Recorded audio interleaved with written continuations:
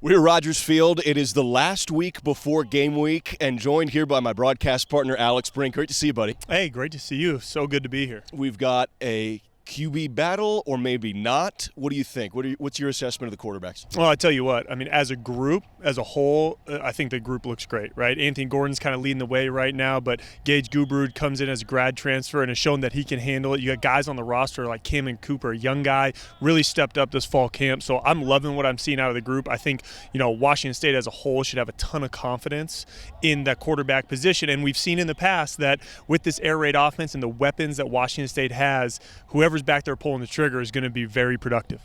How close was the race last year? And I ask because Gordon's been here now. He came here from San Francisco City College. What'd you see from him today to show that he went out and won that job? How did he do it? Well, I just really think, Gordon has shown a comfort in the system, a confidence in his abilities. He's supremely physically gifted. I mean, he throws the football as naturally as I've seen in a long time, especially at Washington State, and that's saying a lot with the guys that have been here.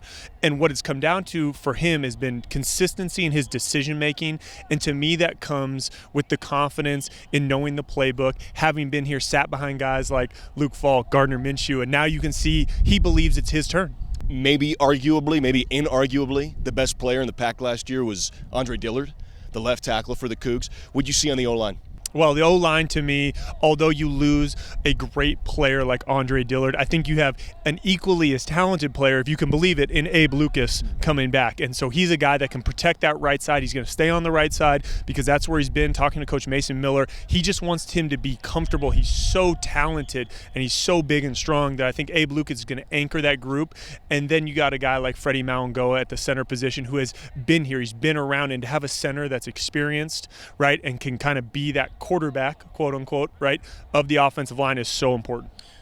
All right, now on the flip side of things, defensively, one of the things that has to jump out is just pure athleticism and depth, right? It's not just a couple of guys. It's a whole ocean of talent there, isn't it? This is one of the best off-the-bus teams I've seen at Washington State in a long time. And, this group reminds me a lot of my freshman year when I came in, that Holiday Bowl team, the athletes that they have on the defensive line specifically. I mean, there are some guys on that defensive line. You got a transfer from West Virginia, and Lamont McDougal, who looks great, who sat out last year.